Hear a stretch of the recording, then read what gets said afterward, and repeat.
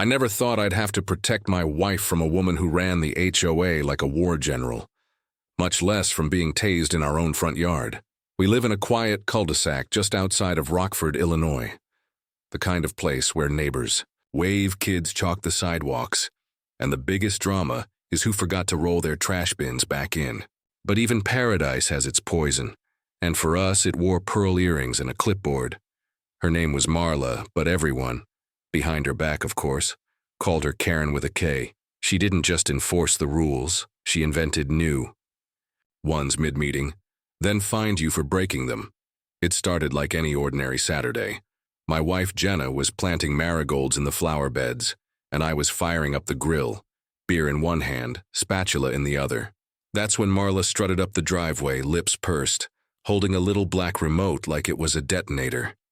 I didn't know it then, but by sundown, the cops would be combing our property, the HOA board would be in hiding, and I'd say 5 words that would make a SWAT commander halt in his tracks. Crazy, right? Let us know in the comments where you're watching from, because trust me, you're gonna want to hear how this escalates. It all began with a garden gnome. Not even kidding, it was ceramic, about 8 inches tall. My wife found it at a thrift store downtown and named him Doug. He had a fishing pole, a goofy smile, and, apparently, a criminal record if you asked Marla. She claimed Doug violated some obscure HOA clause about unauthorized lawn ornaments, said he was a visual disruption to neighborhood harmony. I thought she was kidding, until we got a formal warning letter the next day. Jenna laughed it off, placed a tiny American flag in Doug's hand, and gave him a tiny HOA survivor sign for good measure. That was a mistake. The following week we woke up to find Doug missing. Gone. Just a square patch of dirt and his little fishing line left behind. Jenna was heartbroken.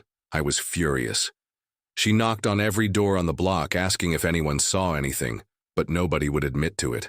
That's when I saw the security cam footage. It was Marla. 2:14 a.m., hoodie, gloves, flashlight, like some low-budget cat burglar. She stole our gnome in the dead of night and tossed it into the back of her SUV. I took the footage straight to the HOA board. Thought they'd be just as horrified. Nope, they said the incident was handled internally and refused to take any action. Jenna looked at me with that quiet kind of sadness that says this isn't just about a gnome anymore. It wasn't, because 2 nights later someone started leaving anonymous notes in our mailbox. Nasty ones. One said, "Maybe if your wife respected the rules, she wouldn't get hurt." Another one said, "The next gnome might be her." And just like that, a petty HOA squabble turned into something way darker. I didn't sleep that night. Neither did Jenna. She sat curled up on the couch, holding Doug's fishing pole like it was a piece of evidence, her knuckles white. I paced. The kind of pacing you do when something primal's rising up in you. That gut feeling that you're home. Your people aren't safe. By morning, I'd made copies of the footage, the letters, everything. I marched straight down to the HOA office, which, by the way, is just a repurposed storage shed next to the community pool, and demanded a meeting with the board. Marla was already there, sipping iced coffee she hadn't just threatened. My wife in writing. "We don't respond to intimidation tactics," she said, arms crossed, eyes smug. Perhaps if your wife learned to follow the bylaws, none of this would have happened. I threw the envelope on the table. Security cam printouts, the notes, proof. She barely looked at it. "This could be fabricated," she shrugged. "Frankly, you two have been nothing but disruptive since you moved in. You're lucky we haven't fined you more." "Lucky?" I snapped. "You broke onto my property and stole from us. That's not a fine. That's a felony." She just smiled. That's when I noticed something odd. A taser. Sitting on the desk beside her clipboard. Just sitting there like it was no big deal. When I asked about it, she laughed. "For personal protection," she said. "There's a lot of unhinged behavior going around lately." I left. Before I lost it, called the sheriff's office, filed a report, but without hard proof that she wrote those notes or that the taser was ever used, they couldn't do much. That night, I told Jenna to stay inside. She didn't argue. She never saw it coming. It happened fast. So fast I still hear the sound of it in my dreams. We were out front checking the mailbox. Jenna wanted to stretch her legs, and despite everything, she refused to let that woman chase her indoors like some prisoner. I stood beside her, scanning the hedges. I didn't see anyone, not right away. Then we heard the click, that electric pop, sharp, unnatural. I turned, and there was Marla. Standing at the edge of our driveway, taser in hand, her face twisted into something I'd never seen before. No smugness, no sarcasm, just pure, vibrating rage. "I warned you," she hissed. "You people think the rules don't apply to you." Before I could step in, she pulled the trigger. 2 metal prongs flew through the air and hit Jenna square in the chest. She didn't scream. She just dropped, crumpled like a marionette with its strings cut. Her body convulsed on the concrete, and I heard this horrible gasping sound, like her lungs forgot how to breathe. I lunged, ripped the taser from Marla's hand, shoved her back so hard she tripped over her own shoes and fell into the grass. I didn't hit her. I wanted to. God, I wanted to. But all I could think was, is Jenna breathing? Is she okay? I called 911 with shaking hands, yelling for help, screaming at the dispatcher to send someone now. Within minutes, sirens filled the air. First responders, deputies, EMTs. Our quiet street lit up like a Christmas tree. Neighbors peeked from behind blinds. Some stepped outside. No one said a word. And then one of the paramedics called it in over his radio. "Possible assault with a weapon. Civilian down. Requesting backup. Possible SWAT." Jenna was conscious by then. Barely. Her voice cracked. She tried to kill me. The SWAT team arrived just after the ambulance pulled away. I'll never forget the sound of their boots on the pavement. That slow, deliberate rhythm that says, "We don't ask twice." They moved like a machine. Black gear, tight formation, rifles ready. And in the middle of it all stood Marla. Hands up but still arguing, still smiling like she thought she could talk her way out of electrocuting my wife. She lunged at me, she lied, pointing at the empty sidewalk. I felt threatened. I warned them I was armed. It's all on tape. That's when I saw it, the neighbor across the street, Mr. Halverson, standing on his porch with his phone in the air, recording everything. He looked at me, nodded once, then disappeared back into his house. A few minutes later, an officer got a text, checked it, showed it to the SWAT lead. Suddenly everything shifted. The officer turned to Marla and asked the same question twice. "Is this your footage?" She froze, said nothing. Then I said it. 5 words. "Check the shed security cam." The whole HOA office had cameras, one pointed right at the desk, right where she kept her taser, right where Jenna had never stepped foot. They turned to Marla, who was suddenly pale. One officer whispered into his radio. Another unclicked the strap on his holster. That smile she always wore. Gone. In its place, silence. They placed her in cuffs as she started to shake. She shouted something about being within her rights, something about emotional distress. But no one listened. The neighbors stood there watching, wide-eyed, some recording, some just stunned. And all I could think was, now they finally see her.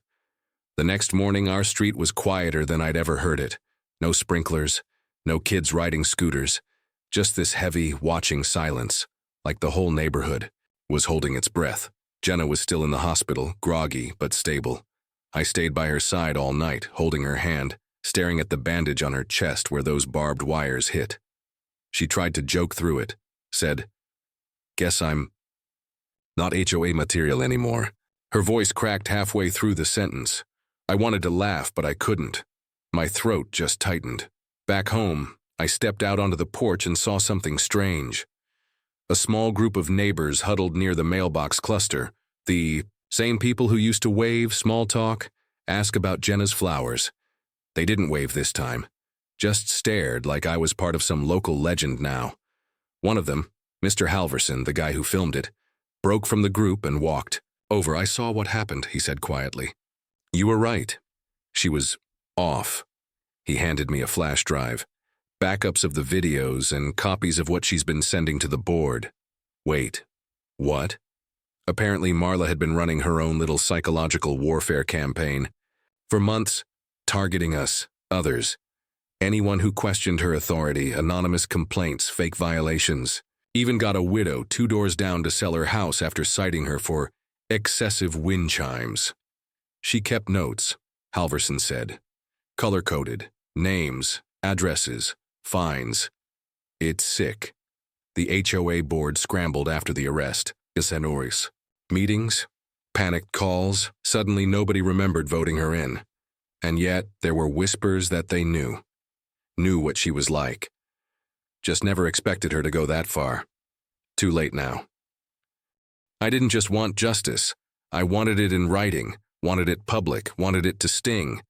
The morning after Halverson gave me that flash drive, I took it straight to a local reporter I knew, Lena Ruiz, the kind who lived for stories like this. She worked the community desk for the regional paper, but had a way of turning neighborhood drama into front-page gold.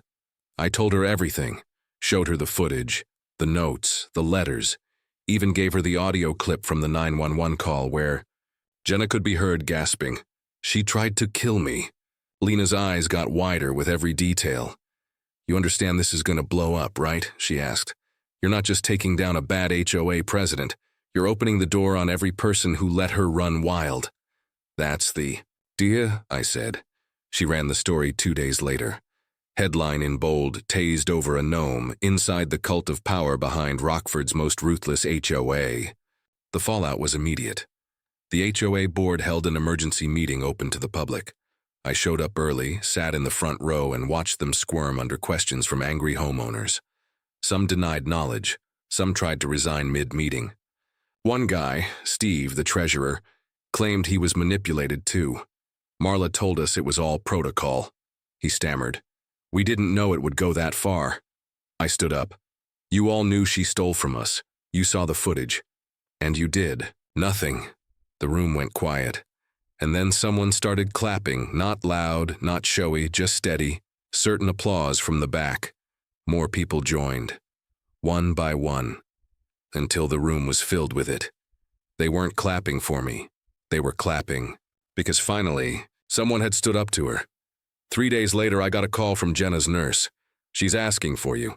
By the time I got to the hospital, she was sitting up, pale but alert, IV in her arm, voice stronger than before. The moment I walked, she gave me this tired little smirk and said, "So, did we win?" I laughed, first real laugh in weeks. We're getting there. But that was only half true. Marla had been arrested, sure, charged with assault, misuse of a weapon, even intimidation. But there was still one thing I needed to do, something that felt unfinished: the taser. I found it in an evidence photo. Identifiable markings, serial number, registered to Marla, but issued through a private security training program she'd somehow finagled into being board-approved, which meant on paper, she was acting as a licensed safety officer under the HOA's authority, and that was the thread I pulled. I contacted an attorney. We filed a suit, not just against Marla, but against the HOA itself. Negligence, enabling, civil conspiracy, the works. The board tried to dodge it at first, but once my lawyer subpoenaed their meeting notes and found they knew about Marla's taser months ago, they folded. Hard. An official apology letter came first, then restitution for medical bills. Then, disbandment. Yep, the HOA was dissolved permanently.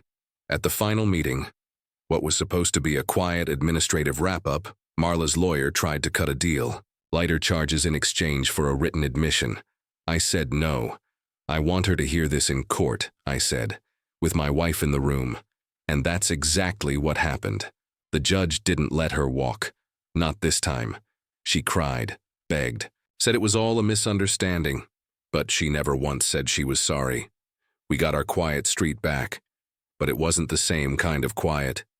It was better. No more anonymous violation slips taped to our door. No more whispers behind fences. No more weird looks when we walked to the mailbox. People started stopping by, first with casseroles, then with questions. "How'd you do it? What should we look out for in our HOA? Is it true she had a list of who mowed crooked?" We didn't gloat, we didn't have to. The story did that on its own. And Marla? She was sentenced to 14 months of probation, community service, and mandatory psychiatric counseling. Her mugshot made the rounds online, and the article, Lena wrote, got picked up by a national outlet. Apparently folks from California to Maine have their own HOA Marlas to deal with. We started getting mail, actual letters, people thanking us for standing up when no one else would. It felt weird, like we'd become something bigger than our street. But honestly, I wasn't interested in becoming a symbol. I just wanted to fix the garden, sit on the porch with Jenna, and not flinch every time someone walked up the driveway. Jenna recovered slower than she let on. The physical part healed quick. The rest took longer. She'd still freeze sometimes, if she heard a sudden zap or a car door slam too fast. But she'd squeeze my hand and say, "I'm good." And I'd believe her, because she was the strongest person I knew. The neighborhood voted to go HOA free after that. We set up a community council instead. Volunteer-run, transparent, no clipboards or power trips. Just people, looking out for each other. It wasn't perfect, but it was ours. It's funny how something as small as a garden gnome can expose everything that's broken. Doug eventually turned up, by the way. Found him behind a utility shed at the community pool, half buried in mulch, fishing pole snapped in half. Jenna cleaned him up, patched him with some epoxy, gave him a fresh coat of paint. He's back in our yard now. Stands next to a sign she made that says, "Private property. Protected by gnome security." People laugh when they see it, but they also nod, because they know. Every time I walk past that little statue, I think about how close we came to losing everything. How 5 stupid words, "check the shed security cam," were the difference between justice and being just another quiet couple steamrolled by someone with too much power and not enough conscience. Jenna's stronger now. Not just recovered, changed. She started volunteering with a local tenant rights group. Says if she can help just one person avoid what we went through, it's worth it. And me? I built a bench under the oak tree in our yard. It faces the sunset. Most evenings we sit out there hand in hand listening to the wind rustle the leaves. Neighbors stop by. They bring tea, share updates. One guy brought his guitar last weekend and just played while his daughter ran barefoot through our lawn.